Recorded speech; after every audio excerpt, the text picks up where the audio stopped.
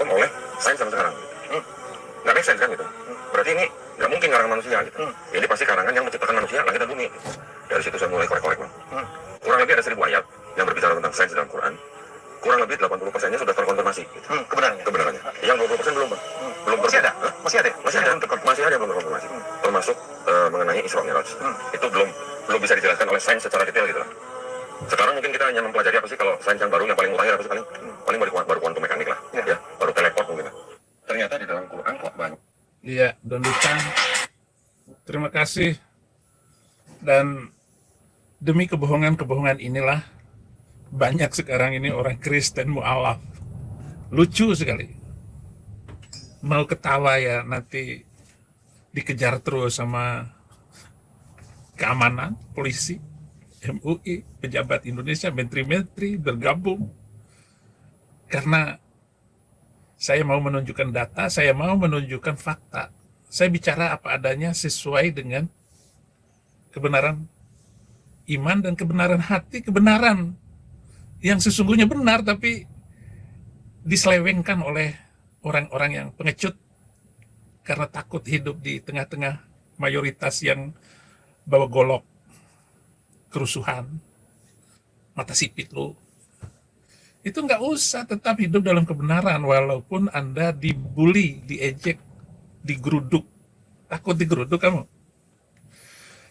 Saya sebenarnya geli mendengar bahwa Al-Quran kitab sains. Enggak seharusnya sains disamain dengan kitab abad ke-7. Biarin aja itu kitab iman, nggak usah disama-samain. Nanti kalau saya bongkar, misalnya mulai astronomi, Al-Quran menyebutkan beberapa kali bahwa matahari dan bulan bergerak dalam orbit. Tetapi tidak pernah menyebutkan sekalipun bahwa bumi pun mengorbit. Begitu. Yang ada adalah wasyamsu tajri limustaqarrin laha. Matahari beredar, berlari. Tajri jaro yajri itu lari.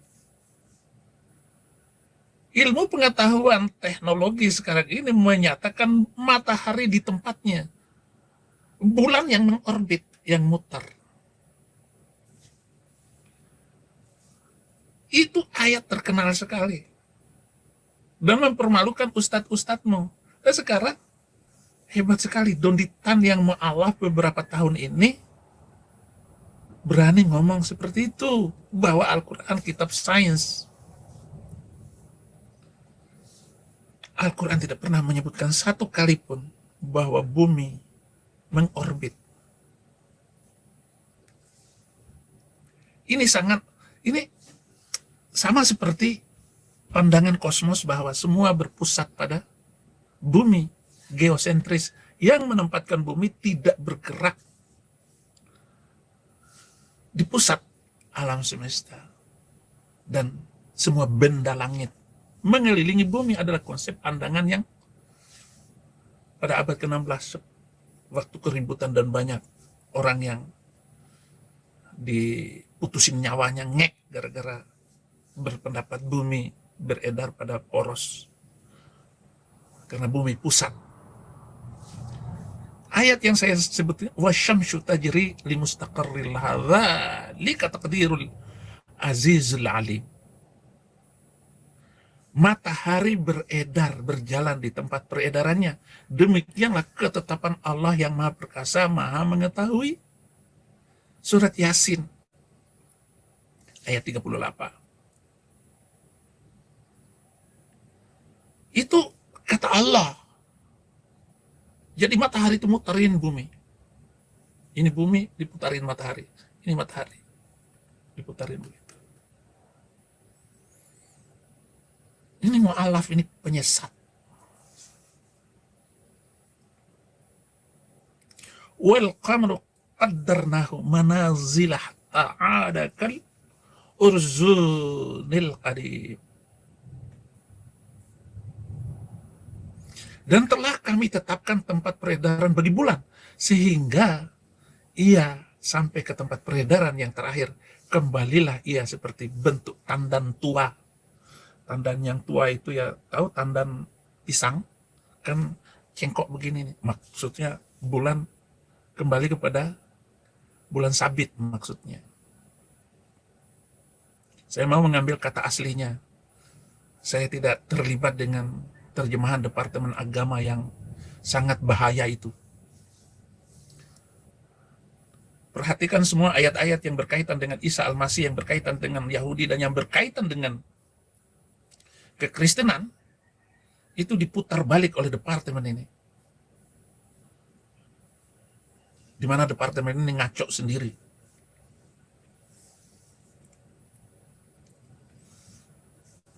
La syams yang bagi ilaha an tudrikal qamara walal laili sabiqun nahar wa kullun fi falakin yasbahun.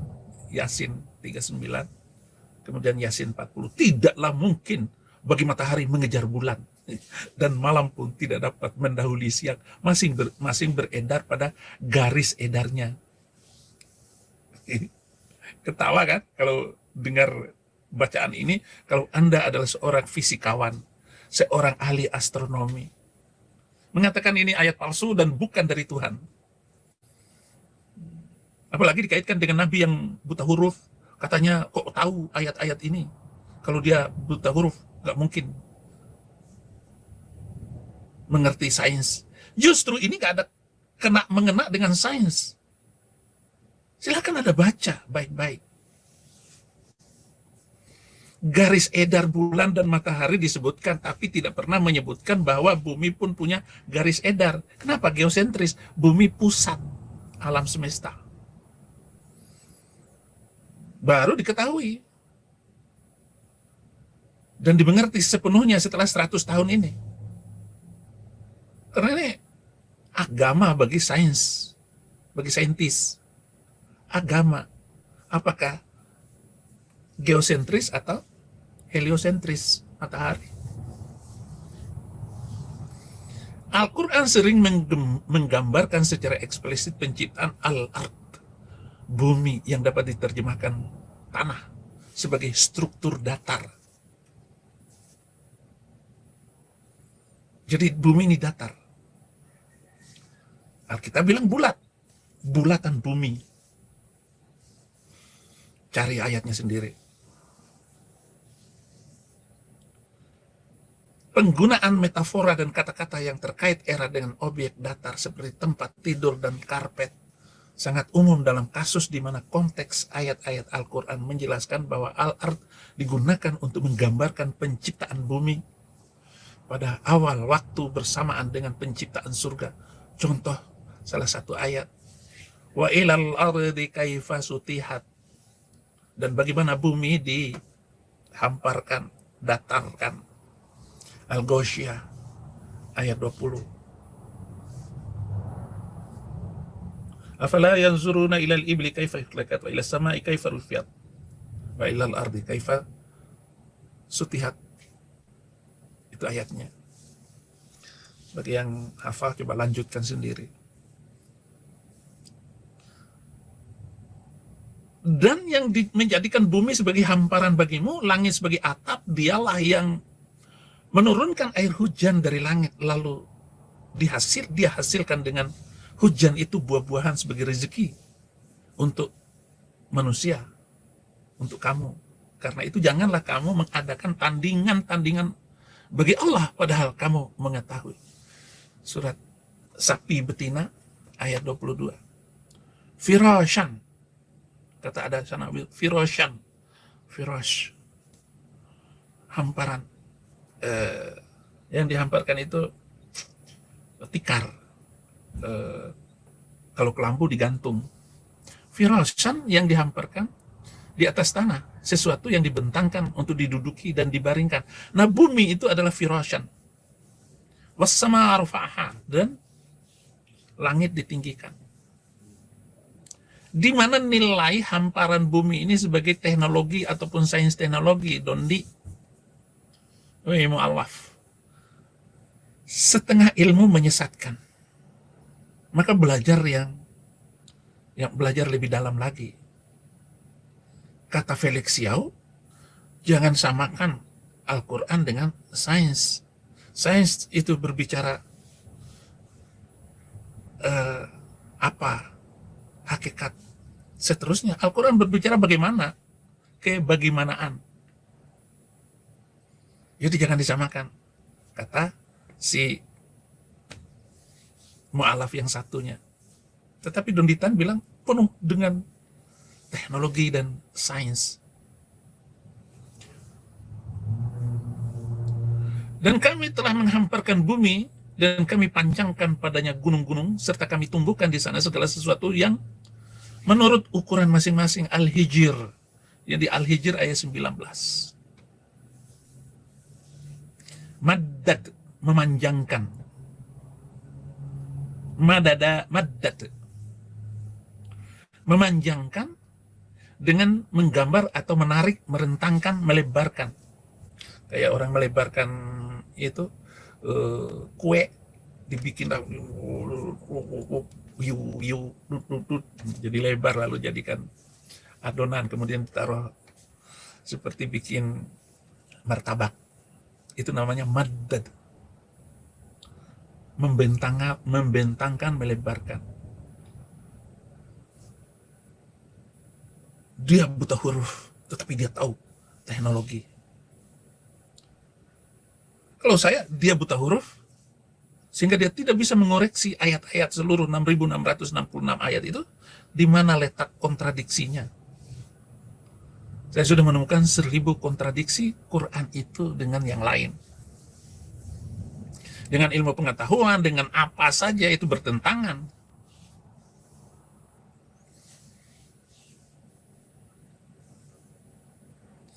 Alladzi ja'ala lakumul arda mahda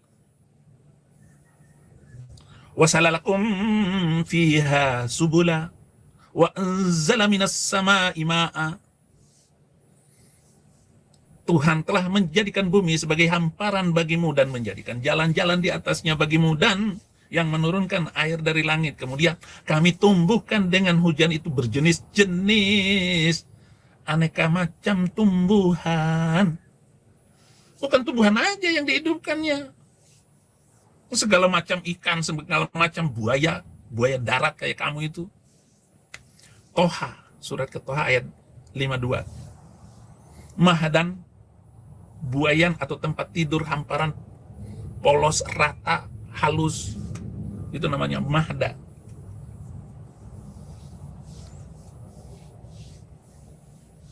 Masih banyak contoh. Quran menjelaskan bahwa bumi yang dihamparkan seperti karpet. Surat 43 ayat 10, 50, surat ke-50 ayat 7, surat ke-51 ayat 48, Quran 71 ayat 19, dan seterusnya. Matahari terbenam di lumpur hitam. Nanti Anda kasih komen.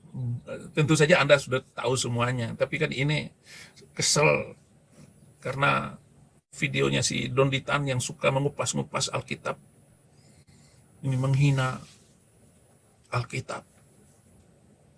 Dikodifikasikan ini dia kalau ceramah itu dia bawa satu koper Alkitabnya yang berbeda dari tahun ke tahun, kata dia. Itu beda terjemahan, bukan beda dari sono aslinya kitab itu, Alkitab itu. Bukan itu inti masalah dua kitab ini, Quran dan Alkitab. Bukan itu masalahnya. Menjunjung tinggi hidup damai dan toleransi atau tidak, itu masalahnya.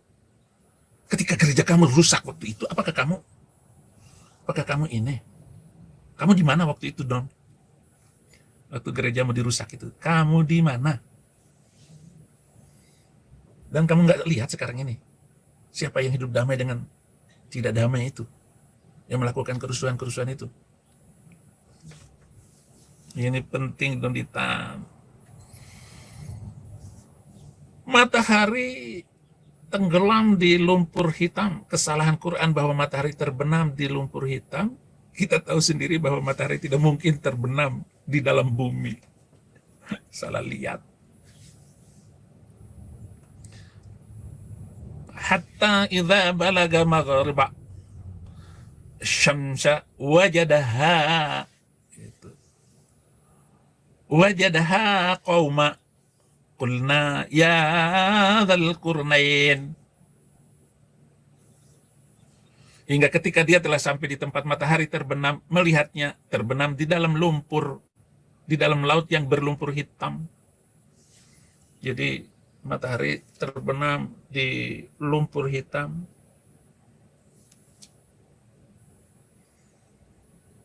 Di sana ditemukan suatu kaum tidak beragama berfirman, wahai Dzulkarnain, engkau boleh menghukum atau berbuat kebaikan, mengajak beriman kepada mereka. Kahfi, surat Kahfi 86.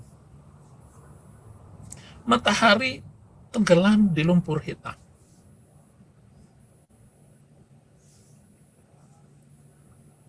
Itu Anda bilang itu sains teknologi.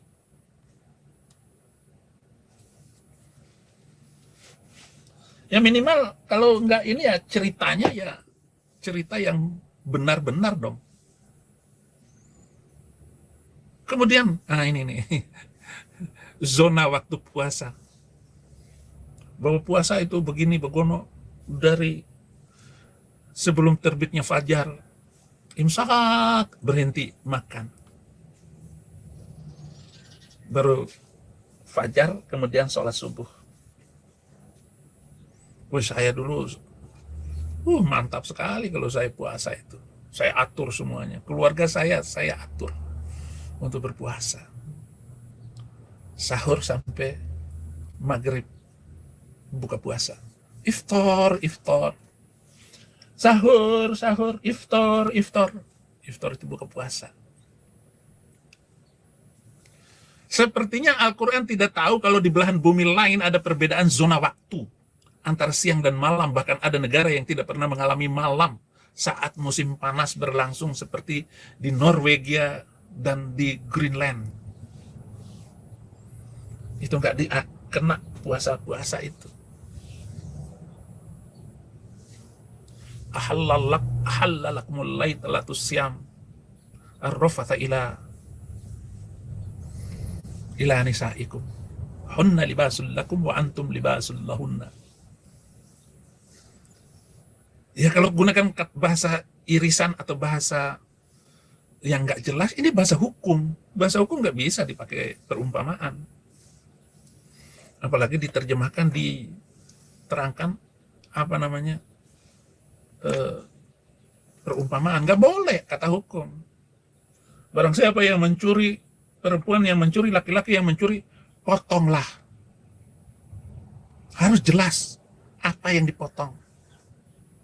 Tangan. Tangan itu kata hukum. Surat kelima ayat 38. Itu kata hukum, nggak boleh ganti. Potonglah jenggotmu, atau potonglah rambutmu. Wah, enakan mencuri. Karena hukumannya cuma potong rambut. Dibotakin juga mau saya. Jadi kata hukum ini harus jelas. Nah, ayat Quran ini dihalalkan bagimu pada malam hari berpuasa. Malam hari puasa bercampur dengan istrimu. Mereka adalah pakaian bagimu dan kamu adalah pakaian bagi mereka. Allah mengetahui bahwa kamu tidak dapat menahan dirimu. Tetapi dia menerima taubatmu dan memaafkan kamu. Maka sekarang campurilah mereka dan carilah apa yang telah ditetapkan Allah bagimu. Makan dan minumlah hingga jelas bagimu perbedaan antara minal haitil abyad, perbedaan antara benang putih dan benang hitam. Berhenti wik-wik sama istri kalau sudah kelihatan itu. Jadi ini lagi sebelum sahur atau sahur, setelah sahur mau wik-wik dengan istri sambil pegang benang hitam dan benang putih, gitu terus. Begitu maksudnya. Kemudian sempurnakanlah sampai datang malam, tetapi jangan kamu campuri mereka ketika kamu beriktikaf dalam masjid. Itulah ketentuan Allah, maka janganlah kamu mendekatinya. Demikianlah Allah menerangkan ayat-ayat yang kepada manusia agar bertakwa. Surat Sapi Betina ayat 187. Saudara-saudaraku, ayat ini menguraikan beberapa persyaratan rukun Islam. Yang keempat, puasa. Seseorang tidak bisa makan, minum, atau melakukan hubungan seks antara fajar dan malam hari. Boleh melakukan maksudnya. dan menganggap dirinya sebagai pedoman semua orang di semua waktu, di semua tempat. Namun instruksi yang terkandung di sana secara harfiah tidak dapat diterapkan bagi mereka yang tinggal di kutub utara maupun di kutub selatan, di mana siklus siang dan malam itu berbeda jauh. Jadi Quran kenapa tidak menjelaskan ini? Dia tidak tahu. Siapa yang menemukan jam itu kalau begitu?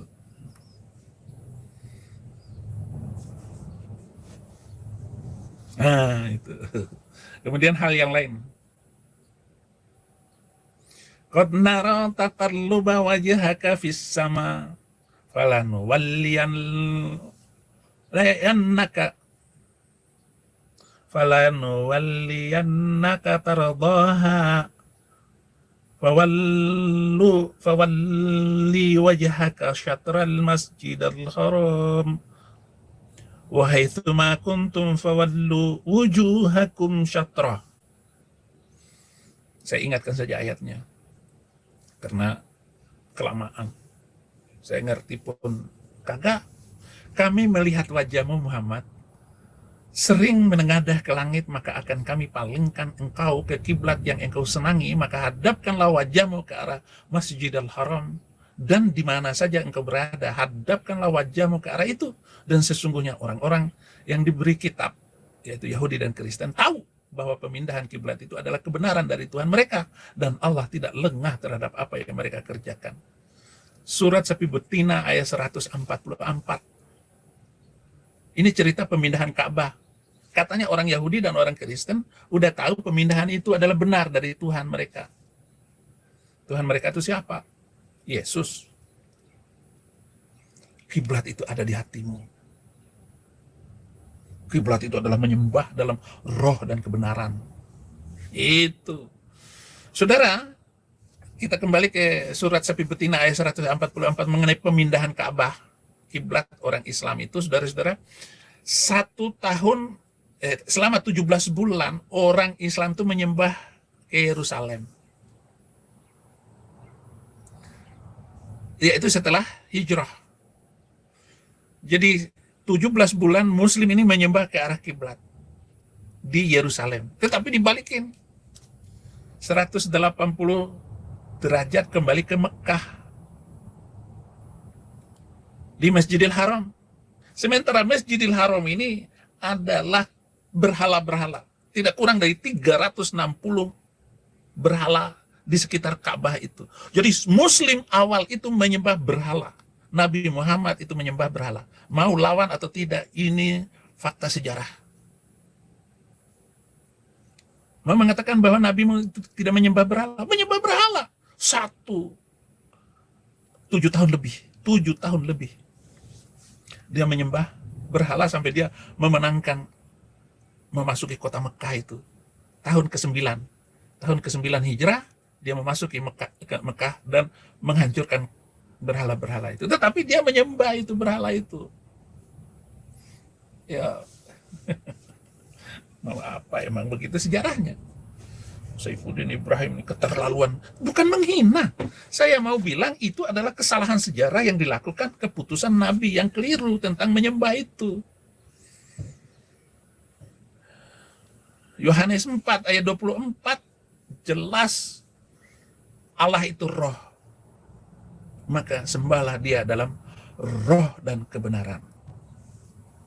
Jadi nggak perlu jengkang-jengking lagi. Apalagi sujud. Kalau kamu sujud ya di kamarmu aja, sujud, sesujud-sujudnya. Itu bukan menyembah ke sana, mengarahkan jiwa ragamu ke batu hit.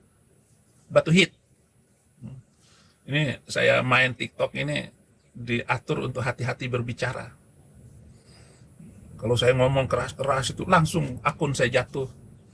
Banyak sekali akun di TikTok. Ayat ini memerintahkan salat menghadap Ka'bah.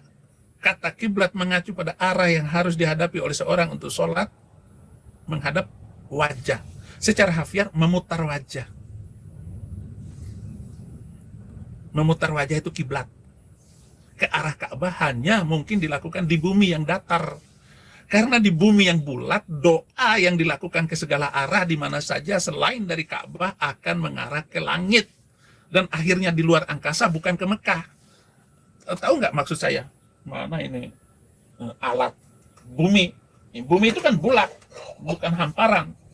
Ini bumi, gitu. Ya kalau orang sujudnya di sini, dia menghadap kemana? Menghadap ke langit, ke angkasa. Kalau menghadap ke sana, ke langit juga. Ini kan mutar. Itu maksud saya. Tidur menghadap ke Ka'bah juga rumit. Orang Mekah itu adanya di mana? Saya di Amerika sekarang. Saya di Amerika. Ini Amerika. Nah, Arab Saudi itu di sini. Menghadap kemana? Ka'bah. Ke arah barat. Kalau di Indonesia ke arah barat, miring ke kanan dikit. Barat daya. Jadi menghadapkan muka ke Ka'bah itu miring. Memang untuk menghadap Ka'bah dengan sempurna, sisi belakang seseorang juga pada sebuah bola harus menghadap ke Ka'bah dengan kesempurnaan yang sama. Pantas dulu doa saya tidak pernah terkabul. Seharusnya sholat saya gini. Bumi dan langit diciptakan dari lelucon. Ibadah ini lelucon jadinya. Ayo, siapa yang mau komprang-kampreng dengan saya? Inilah bahaya Saifuddin Ibrahim ini kalau membuka hal-hal yang begitu. Karena saya sudah meramalkan akan terjadi hal yang buruk kalau kitab ini terus diikutin.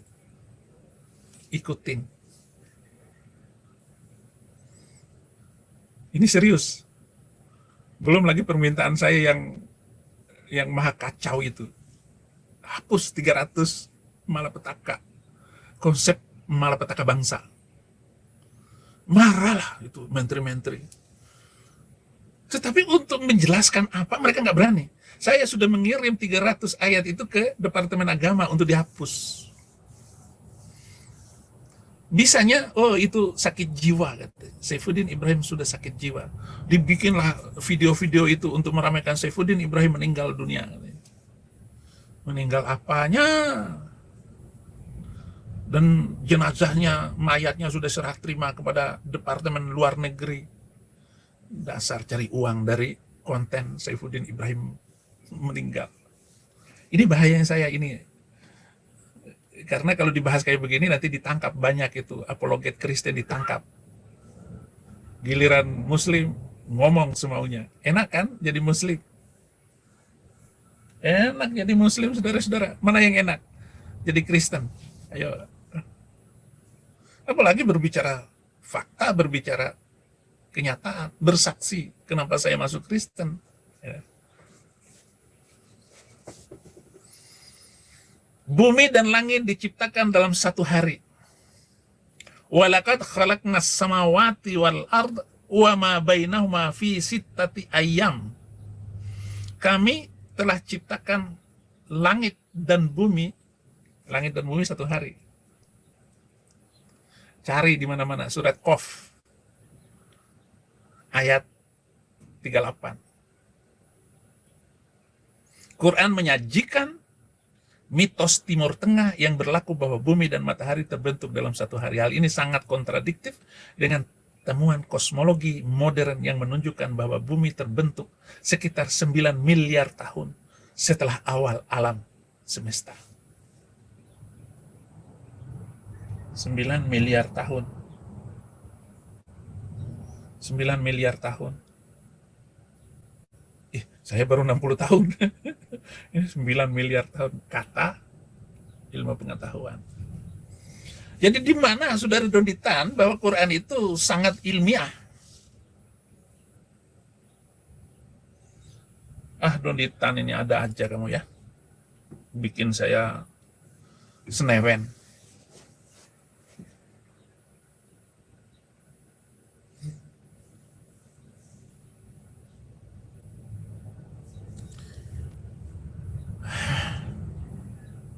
Banyak sekali ayat-ayatnya, saudara-saudara. Fusilat ayat 9-10. Gunung-gunung tetap saja naik dan terkikis hingga hari ini. Demikian pula makhluk hidup dan rezekinya terus berkembang. Kan gunung itu terus jatuh itu air, datang hujan, tanahnya turun terus, terkikis terus gunung itu setiap tahunnya. Namun Al-Quran mengatakan bahwa penciptaan gunung dan rezeki terjadi dalam periode tertentu yang terakhir 2 hari sebelum penciptaan alam semesta selesai. Dan lihat bagian selanjutnya, 2 hari terakhir dari 6 hari. Quran surat 41 ayat 11 sampai 12. Cari di ayat-ayat Al-Quran itu. Jadi bagaimana bisa itu, Donditan? Kamu katakan Quran itu kitab teknologi. Saudara-saudara, saya akan live di channel yang ini saja. Kalau di yang channel Saifuddin Ibrahim TV itu, pokoknya saya upload video-video yang saya rekam tiap hari.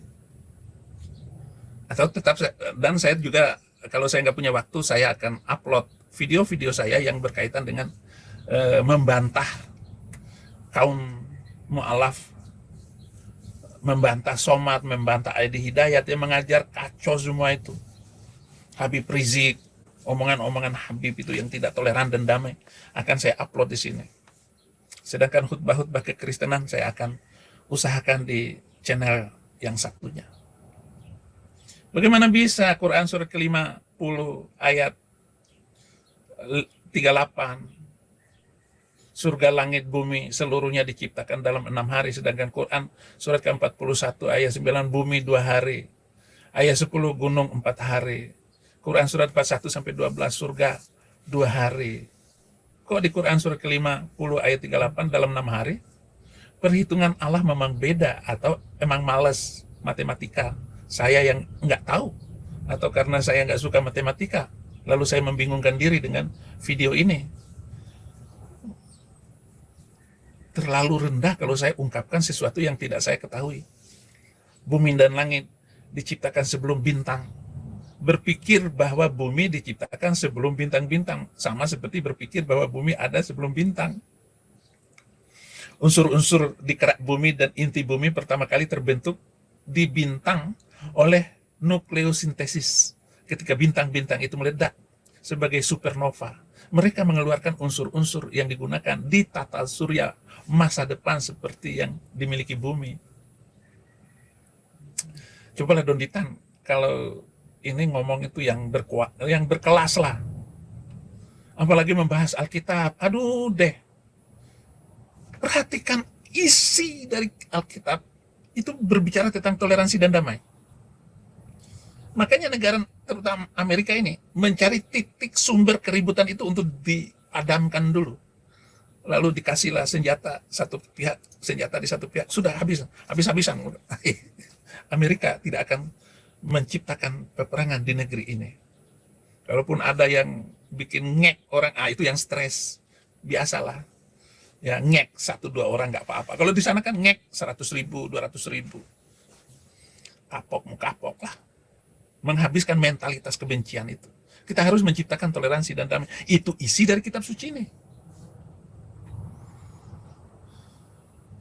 Coba hidup damai, tentram semuanya. Minyak mau kami ambil, diambil sama Amerika ini. Nah, Amerika menutup nih sumur-sumur minyak yang ada di Texas, yang ada di Bakersfield, yang ada di California.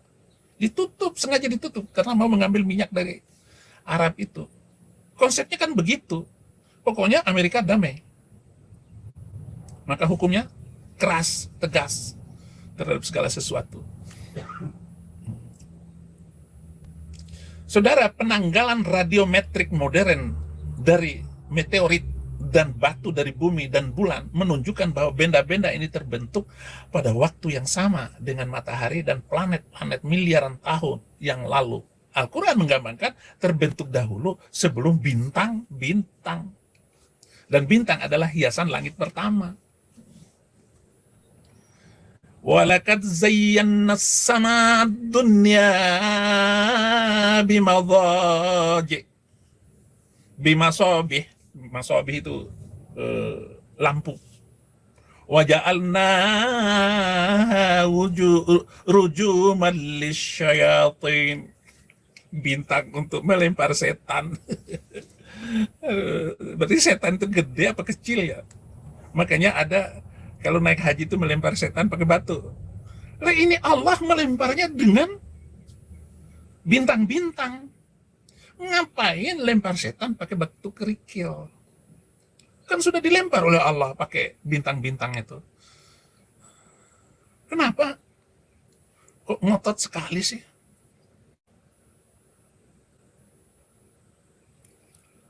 Rujuman li syayatin wa a'tadna lahum adzabas sa'ir. Sesungguhnya telah kami hiasi langit yang dekat, langit pertama, dengan bintang-bintang, dan kami menjadikan bintang-bintang itu sebagai alat-alat untuk melempar setan, dan kami sediakan bagi mereka alat neraka yang menyala-nyala. Amin. Al-Muluk ayat 5. Bintang adalah hiasan langit terdekat, dan apa yang dimaksudkan langit terdekat itu? Bahkan bintang terdekat bumi selain matahari, jaraknya itu 2,24 tahun cahaya dari bumi. Proxima Centauri. Dan bintang sebagai alat pelempar setan. Apa begitu kuatnya setan sampai jutaan orang yang lempar jumroh di Mekah masih kurang? Apa terdapat kesalahan sains dalam Al-Quran? Sekarang saya tidak sedikit pun menanggapi ketersinggungan Anda, dan jangan menyebarkan tulisan ini, video saya ke yang lain-lain. Biasa aja lah. Yang nonton live aja yang dapat.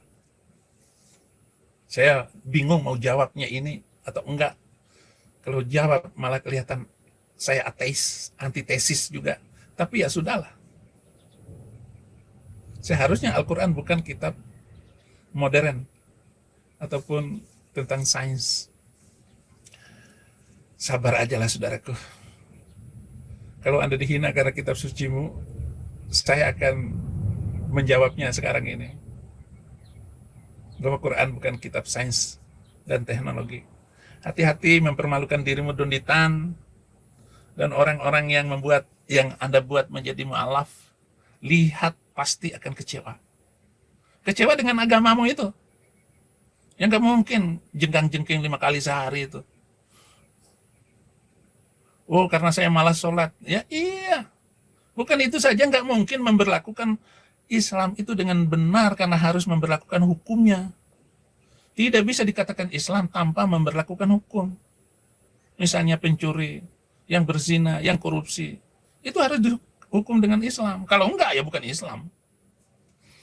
Itu mah Islam KTP. Apakah Pak Presiden juga KTP? Iya. Menteri Agama? Iya. Islam KTP. Enggak bisa memberlakukan hukum itu. Sampai sehebat apapun. Sampai kiamat 2 hari sebelum terjadi. Kiamat. Enggak bisa memberlakukannya. Pantas Abi ini tidak, Abi ini musuhan dengan Departemen Agama. Saudara, saya kira ini pantas ini mic-nya nggak masuk. Baru tahu terakhir, saudara-saudara. Frustrasi nih ya, Jarwo nongol. Komen inilah yang penting, komenmu itu yang perbaiki budaya dan mentalmu itu. Kalau memang kamu manusia beragama, coba komen yang benar. Ntar saya hapus komen-komen kamu itu. Saudara-saudara, benarkah Al-Quran itu kitab sains, kitab teknologi yang mendukung ilmu pengetahuan dan kemajuan teknologi? Eko Sinaga, di mana-mana kamu ada. Terima kasih. Paulus merubah apa? Merubah salib menjadi bulan sabit. Nggak bisa. Dia tetap lambang keintiman saya dengan Yesus Kristus. Ini salib ini adalah lambang yang luar biasa. Hebat gua daripada Allah, bisa ada di mana-mana. Haleluya. Ini peperangan penonton Saifuddin Ibrahim ini. Saya ditelepon sama orang Batak. Dia hanya nangis saja, dia nangis. Menangisi Saifuddin Ibrahim. Karena Bapak mewakili hati saya, kami di sini nggak berani ngomong apa-apa katanya. Untung ada Abi ini. Itu Tuhan Yesus, saudara, yang menyelamatkan saya. Coba saya tetap di Indonesia ketika surat dari polisi itu bahwa saya tersangka. Habis loh Saifuddin Ibrahim. Tanda kenabian kok tompel. Itu. Coba Donitan, itu tanda kenabian kok tompel. Tanda kenabian kok keluar dari goa langsung jadi nabi, enak banget. Di surat perempuan ayat ketiga, boleh menikah 2, 3, atau 4, tetapi nabimu itu, maaf ya, tompel, dia tidur dengan 30 wanita, dia bebas melakukan dan melanggar hukum yang dibuatnya sendiri. Gua kayak gak pernah ngemis kayak Islam katanya. Baca komentar-komentar ini saudara-saudara, komentar penonton. Ayo komentar lagi yang banyak semuanya, pada ini biar saya baca. Keberadaan si Mamat saja tidak dapat dibuktikan, gimana Ucli mau mengotak-atik Alkitab. Tidak ada yang bercerita tentang Nabi 25 itu, saudara-saudara, oleh kitab sezaman. Ataupun orang lain yang berbicara sejaman bahwa Muhammad itu ada. Sekarang mulai diragukan oleh sains dan teknologi bahwa Nabi Arab itu nggak pernah ada. Walaupun saya tetap ngomong Nabi itu ada.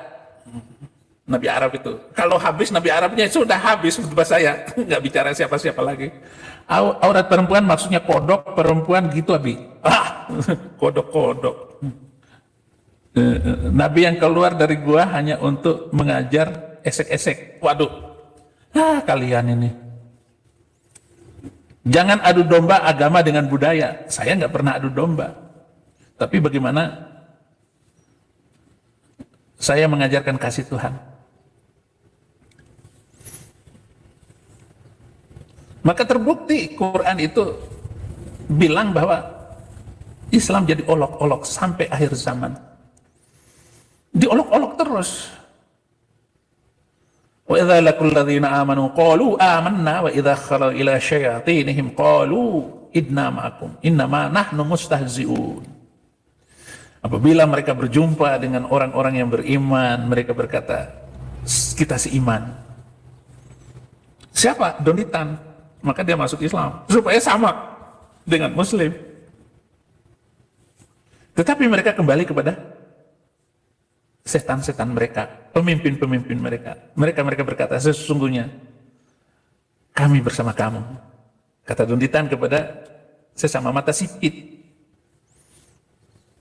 Kami hanya berolok-olok. Nah, dia menciptakan olokan-olokannya ini. Bahwa Al-Quran itu kitab sains dan teknologi tanpa belajar. Baru masuk Islam, ayat dihafal-hafalin, diulang-ulangin, dipanggil ustad.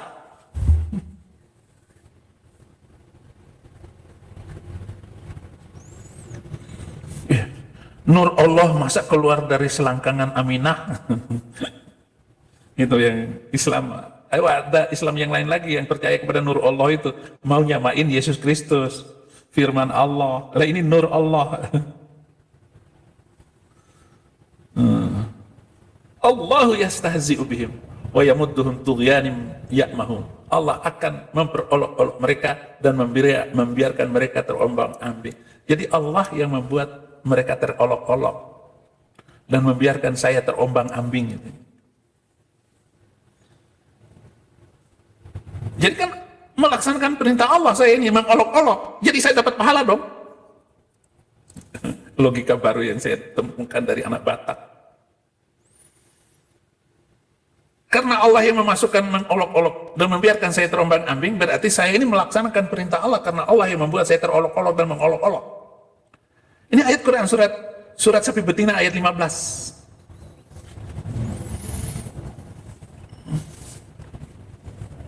Olok-olok. Itu ibu-ibu nyari kutu di palanya yang kena kuping, dipalungkan. Sesungguhnya Allah telah menurunkan ketentuan bagimu di dalam Alkitab, Al-Quran dalam kurung, dikasih dalam kurung, bahwa apabila kamu mendengar ayat-ayat Allah diingkari dan diperolok-olok oleh orang-orang kafir, maka janganlah kamu duduk bersama mereka sebelum mereka memasuki pembicaraan yang lain. Karena kalau tetap duduk dengan mereka, tentulah kamu serupa dengan mereka. Sungguh Allah akan mengumpulkan semua orang munafik dan orang kafir di neraka Jahannam. Surat keempat ayat 140. Jadi orang-orang yang memperolok-olok itu akan dikumpulkan dalam neraka. Mestinya dalam surga dong, karena yang memasukkan olok-olok dalam hati saya ini kan Allah. Berarti saya pelaku penerus taat kepada perintah Allah, yaitu mengolok-olok. Ayo, pakai logika sekarang. Saya dapat pahala. Orang yang dapat pahala masuk surga dong. Faqad kallabu bil haqqi lamma ja'ahum fasawfa ya'tihim amba'u ma kanu bihil yastahzi'un. Sungguh mereka telah mendustakan kebenaran Quran ketika sampai kepada mereka, maka kelak akan sampai kepada mereka kenyataan dari berita-berita yang selalu mereka perolok-olokkan itu. Akan sampai kepada kenyataan dari berita-berita itu. Sungguh mereka telah mendustakan kebenaran. Saya mendustakan karena nggak sesuai dengan akal pikiran, nggak sesuai dengan teknologi, ilmu sains dan teknologi. Bukan karena apa-apa. Apalagi dalam sekolah perbandingan agama. Saya ini sekolah perbandingan agama. Saya membandingkan antara Alkitab dengan Al-Quran. Nah, Al-Quran jauh ceritanya, ngawur semua. Kenapa? Karena Muhammad sendiri tidak mampu mengoreksi apa yang dikatakannya selama 23 tahun menjadi nabi. Dan dia hanya mendengar bisik-bisik saja. Masa Ibrahim dikatakannya dibakar dalam api unggun oleh Raja Namrus? Disebut loh nama Raja Namrus itu. Nggak ada nama Raja Namrus pada masa Abraham. Mungkin itu maksudnya Nimrod. Tapi Nimrod itu ratusan tahun beda hidupnya dengan Abraham. Apa? MUI mampu nggak jawab omongan saya ini? Ataupun penerjemah Al-Quran untuk memperbaiki terjemahannya itu. Sekarang Zuma, oh jangan memakai kata Allah. Ambil tuh kata Allah. Ambil. Biar hatimu puas.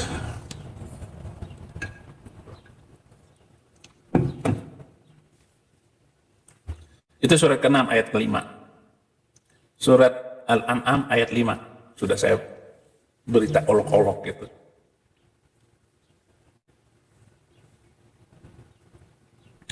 Walaqad tahzi'u bi rasulin min qablika fahaqqa billadhi sakhirunan muhiq. Walaqad hadhihi bi rasulin min qablika fahaqqa billadhina sakhiru minhum. Sungguh beberapa rasul sebelum mereka telah diperolok-olok sehingga turunlah azab kepada orang-orang yang mencemooh itu sebagai balasan dari olokan-olokan mereka itu. Surat hewan ayat 10, surat hewan-hewan ayat 10. Al-An'am bahasa Arabnya. Ayo Departemen Agama ubah itu nama surat itu. Jangan pakai Arab. Misalnya surat Al-Baqarah jadi surat sapi betina, surat Al-An'am hewan-hewan, hewan ternak, terjemahin gitu. Biar terkenal sekalian. Usulan saya dipakai dong. An-Namal surat semut, An-Nahl surat lebah-lebah. Wa idza ra'aitul ladzina yakhuduna fi ayatina fa'rid anhum hatta yakhudu fi haditsin ghairihi. Wa imma yusiyannaka syaitan fala taq'udu ba'da dzikra ma'al qaumil zalimin. Apabila engkau Muhammad melihat orang-orang yang memperolok-olok ayat kami, maka tinggalkanlah mereka hingga mereka beralih kepada pembicaraan yang lain. Dan jika setan benar-benar menjadikan engkau lupa, memang setan ini manusia hewan terkutuk, lupakan larangan ini, setelah ingat kembali janganlah engkau duduk bersama-sama orang yang zalim. Surat Hewan-Hewan ayat 68. Jadi salahnya sendiri karena Muhammad ini dongok, buta huruf sampai mati pula, sampai ngek itu masih buta huruf. Kok nggak belajar dan bagaimana menyimak, mengharmonisasi antara satu ayat dengan ayat yang lain, ataupun apa yang dia ucapkan ketika sebelum hijrah, yaitu 11 tahun, 12 tahun sebelum pindah ke Madinah itu. Nggak mampu, ini nggak mampu diselaraskan. Apabila Abi luar biasa, Tuhan Yesus yang luar biasa. Terima kasih. Banyak sekali ayat-ayat yang olok-olok itu. Apabila engkau Muhammad melihat orang-orang yang memperolok ayat-ayat kami, maka tinggalkan mereka hingga mereka beralih ke pembicaraan yang lain. Tinggalkan mereka. Kemudian, wala in sa'altahum la yaqulunna innama kunna na'khudhu wa nal'ab. Qul abillahi wa ayatihi wa rasulihi kuntum tahzi'un. Saudara-saudara, jika kamu tanyakan kepada mereka, niscaya mereka akan menjawab, sesungguhnya kami hanya bersenda gurau, berolok-olok dan bermain-main saja. Katakan, mengapa Allah dan ayat-ayatnya serta rasulnya kamu selalu berolok-olok? Kenapa isinya aneh-aneh, olok-olok? Maka ini ya kita ganti sajalah agama olok-olok. Dan tidak ada orang yang begitu emosi kalau sudah dibicarakan seperti ini. Emosi semua, saudara. Oh, dasar lu nanti begini begono. Bahkan orang seperti saya ini, nanti kepala saya itu diputar ke belakang sana, ngek gitu. Itu ancaman kepada Abdullah bin Ka'ab. Abdullah bin Ka'ab ini penulis wahyu Nabi yang berantem gara-gara ngomong apa itu. Muhammad maunya ngomongnya apa, tetapi Abdullah bin Ka'ab ngomongnya begini. Berantamlah Muhammad dengan Abdullah bin Ka'ab. Lalu Abdullah bin Ka'ab bilang begini, kalau wahyu itu turun kepada Muhammad, wahyu itu turun kepada saya duluan. Oh, marah. Abdullah bin Ka'ab kabur, murtad. Dia ke Mekah, kembali lagi ke Mekah. Maka ketika tahun ke-9 Muhammad memenangkan perjuangannya dan menguasai kota Mekah, Abdullah bin Ka'ab sudah tidak bisa lari lagi, dia menempelkan tubuhnya ke Ka'bah. Karena menurut hukum jahiliyah itu, hukum Quraisy, siapa yang menempelkan tubuhnya ke Ka'bah tidak boleh diputusin nyawanya. Tapi Muhammad tetap putusin nyawanya itu.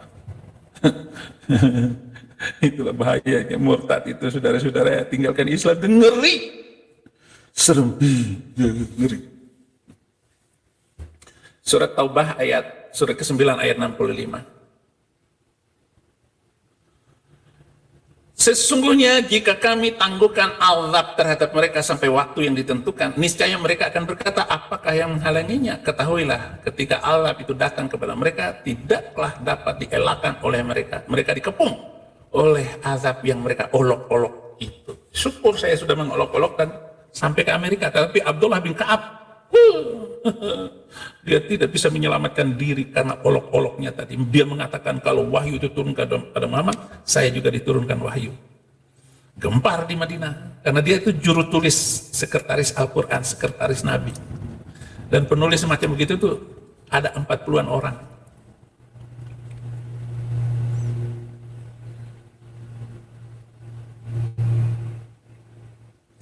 وَلَقَدِ اسْتَهْزِئُوا بِرَسُولٍ مِّن قَبْلِكَ فَأَمْلَيْتُ لِلَّذِينَ كَفَرُوا ثُمَّ أَخَذْتُهُمْ فَكَيْفَ كَانَ عِقَابِ. Dan sesungguhnya beberapa rasul sebelum engkau diolok-olok, maka aku beri tenggang waktu kepada mereka orang-orang yang kafir itu, dan kemudian aku binasakan mereka. Maka alangkah hebatnya siksaanku itu. Ra'ad surat ke-13 ayat 32. Penuh ancaman. Separuh dari Quran itu isinya ancaman. Ancaman yang menghina Allah, ancaman yang menghina Rasul. Tapi lebih sakit menghina Rasul daripada menghina Allah. Tidak ada ampunan kalau menghina Muhammad itu. Kalau kami, lu mau hina-hina silakan. Biarin aja lu menghina Alkitab. Terserah. Tuhan yang membalas. Yesus yang hidup itu sanggup membalas dengan yang luar biasa.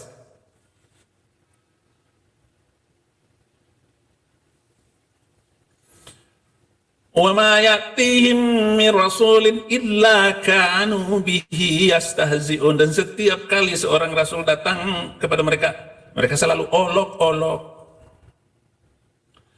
Iya, salah kitabnya. Masa Allah mendoakan keselamatan Nabi? Inna Allaha wa malaikatahu yusalluna 'alan nabi ya ayyuhalladzina amanu sallu 'alaihi wa sallimu taslima. Surat ke-33 ayat 56. Masa Allah mendoakan Nabi agar selamat? Sallu 'alan nabi. Allahumma salli alaihi. Masa Allah mendoakan keselamatan Muhammad? Inilah sumber olok-olok itu. Ya Nabi salam alaika, ya Rasul salam alaika, salawatullah alaika. Oh itu kan lagu saya goyang-goyang dulu itu sampinganku. Ya Nabi salam, masih kecil tuh gitu. Ya Nabi salam alaika. Ya, pernah nggak itu nonton orang Aceh yang selawatan itu? Kan ting itu, nah itu nggak ada di Bima, itu adanya di Aceh. Kadzalika nasluquhu fi qulubil mujrimin. Demikianlah kami masukkan olok-olok itu ke dalam hati orang berdosa. Surat ke-15 ayat 12. Jadi yang memasukkan olok-olok ke dalam hati saya itu Allah. Demikianlah hati orang-orang yang berdosa. Enak aja. Masa begitu dosa? Makanya negara-negara Arab itu nggak ada negara demokratis. Mesir, negara demokrasi. Nggak ada demokrasinya kalau sudah jadi presidennya seumur hidup.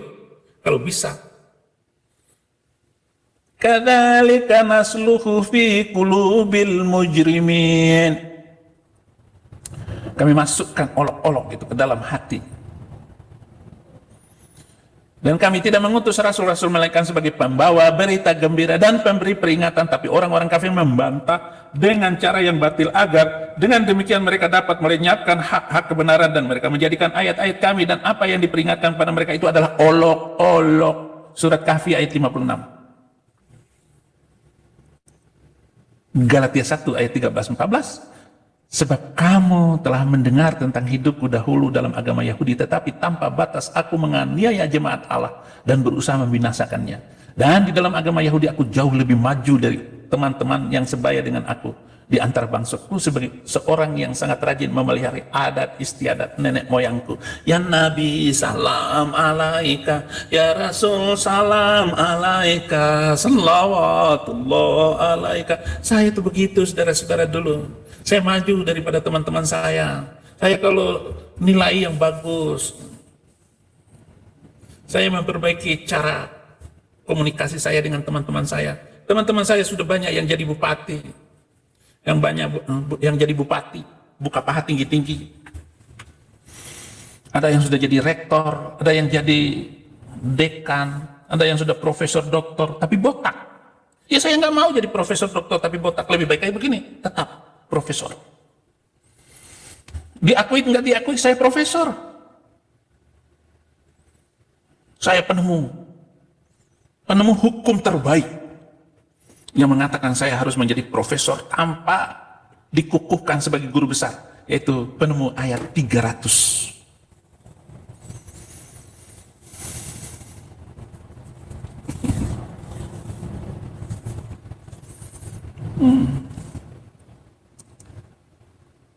Dzalika jazaa'uhum jahannam bima kafaru wa takhazu ayati wa rusuli huzwa.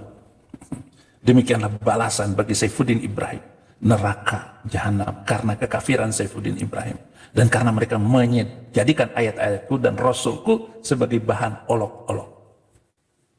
Siapa yang memasukkan olok-olok kepada saya? Allah. Siapa yang saya olok-olok? Rasul. Saya dapat pahala? Dapat. Masuk neraka. Ngaco nih ayat. Surat ke-18 ayat 106 Al-Kahfi.